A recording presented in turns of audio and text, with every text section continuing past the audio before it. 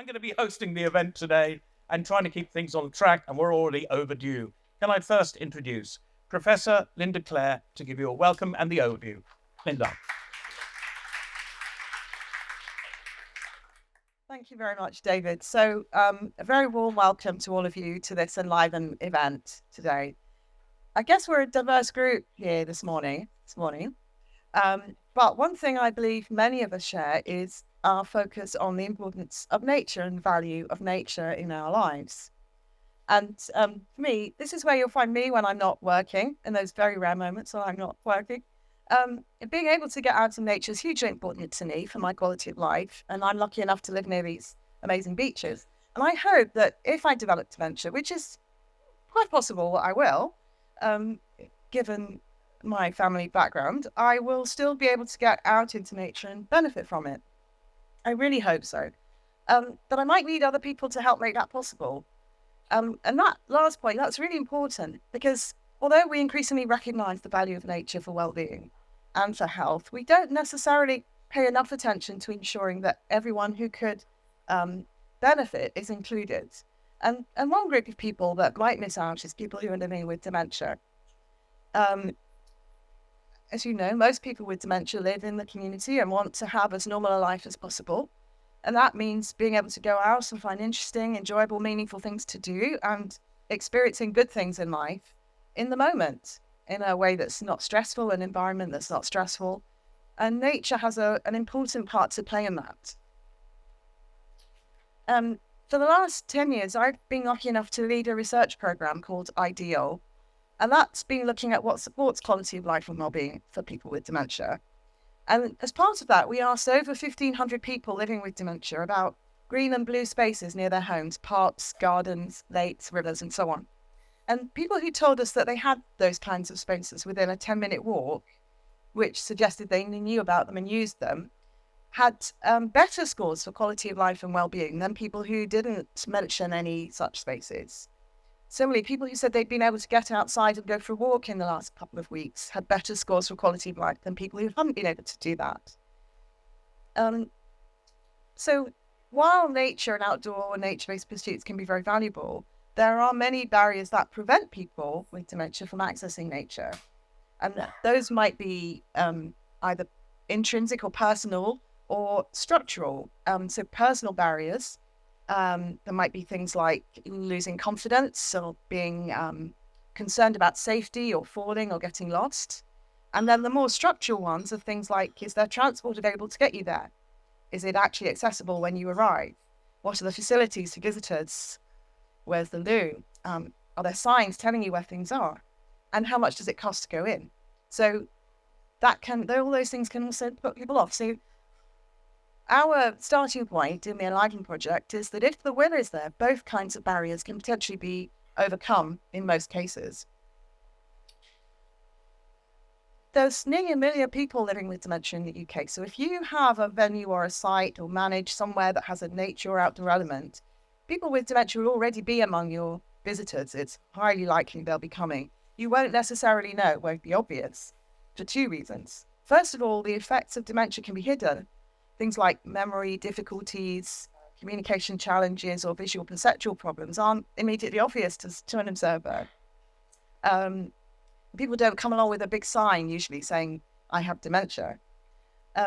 But these effects will influence how people engage and they will shape the visitor experience. The second thing is that people with dementia, we tend to talk about them as if they're one group. They're very, very diverse.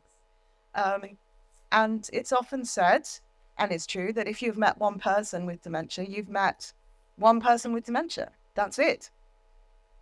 In the IDEAL study, the cohort that I just mentioned, the 1,500, nearly 1,600 people, the youngest person with dementia was age 43. The oldest was age 98. Some of the people were more active and fit. Others had a lot of health problems. Some had as many as 10 other health conditions. Some had mobility problems or sensory problems, and so on. And they came from all kinds of backgrounds and all walks of life, so extremely diverse. There'll be many more people with dementia out there who could potentially enjoy coming to your venue or site if you have a nature-based element there. So engaging them could add to your visitor numbers. It could enhance your inclusivity. but they need to know that venue is going to be welcoming to them, and they'll be welcome. And by making your site more inclusive for people with dementia, you'll not only engage them, but you'll also make it better for other people. Anyone that has mobility difficulties and sensory needs, older people who might find it a bit harder to get around, people who are neurodiverse, their families, supporters, and of course, in the end, everyone. We're all going to benefit. So how can the visitor experience be more inclusive? Making managed spaces more inclusive for people with dementia is what we focused on in the ENLIVEN Project, and it's what we're going to explore today. And I just want to tell you a little bit now about ENLIVEN. So everything we've done, first thing to say, everything we've done in ENLIVEN has been co-designed and co-produced with people who have dementia or people who support someone living with dementia through our advisory group. Many of them are here today. Advisory group, could you wave your hands? So here they are. You will hear from them later, but do have a chat with them if you get a chance as well, informally in the breaks, and hear about their experiences. And we brought our advisory group together with people working in businesses and organizations who want to become more dementia inclusive in our knowledge exchange forum. Members of that forum have discussed and talked about all of the projects you're going to hear today and contributed to thinking and developing them. So what we did in ENLIVEN was we started, as all good projects do, by looking at what we know already. So we reviewed all of the published research about this topic. We talked to people living with dementia and their family members and interviewed them and found out about their experiences and what their needs and preferences and wishes were. Then we also looked at what businesses have to offer. We looked at information provided by businesses. We then talked to representatives of 40 businesses and conducted site audits in 11 of them. And based on what we learned, we then set up a small grant scheme, and we invited outdoor visitor economy businesses and organizations to apply for small grants to fund projects, innovations that would help or move them towards being more dementia inclusive. And we ended up funding 11 projects. We worked with those businesses as they implemented their innovations, and then we evaluated the impact of those on both the business and on the visitors, people living with dementia and their families. And that's what we're going to focus on today. So it's the learning from those 11 demonstration projects that we want to share with you. In your conference packs, you have a copy of this booklet that describes the background to ENLIVEN and the projects themselves and how they've worked and what they've achieved. Lots of examples and stories and photographs to give you an idea of how that went.